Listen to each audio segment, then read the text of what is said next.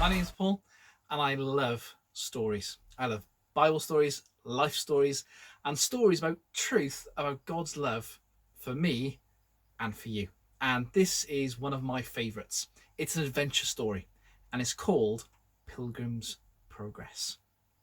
And this is how it all starts. Part 1. The journey begins. There once was a man with a book in his hand and a great big burden of wrong on his back. He opened the book, and when he read it, it made him cry. And he cried out, "What must I do to be saved?" His name was Christian, and he lived in the city of destruction. And as he read the book, it said that the city would be destroyed, but there was a way of escape. So Christian ran home to tell his family, tell them everything. And they were really worried. Not because they actually believed what he said, but they worried that Christian had gone quite mad. His wife had told him to go to bed and that he'd feel a whole lot better in the morning. But all night long, all Christian could do was toss and turn in his bed as he worried about the burden of wrong on his back and that the city would be destroyed. So the next morning, Christian got up and he left home and he started walking, still reading his book and carrying this great big burden of wrong on his back. He wanted to desperately run, but he wasn't quite sure which way to go. And then along came a tall and friendly face, Evangelist by name, and he asked, "What's wrong? Why are you crying?" Christian showed him the book. He said, "Look, this book says that I need to run and escape the destruction of my city, and that there's a way to get rid of this burden that's on my back forever." "So what's the problem then?" said Evangelist. "Well, because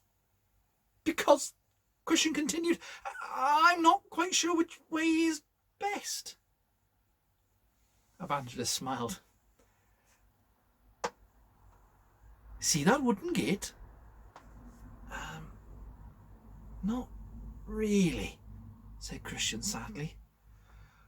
"Okay," said Evangelist. "Then can you see the light?"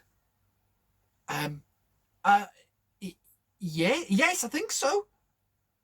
"Good. Then keep your eyes fixed on the light," said Evangelist. "Keep going that way. Follow the straight path, and when you get there, knock. And someone will tell you what to do next." Christian smiled. It was time. It was time to get rid of this great big burden on his back.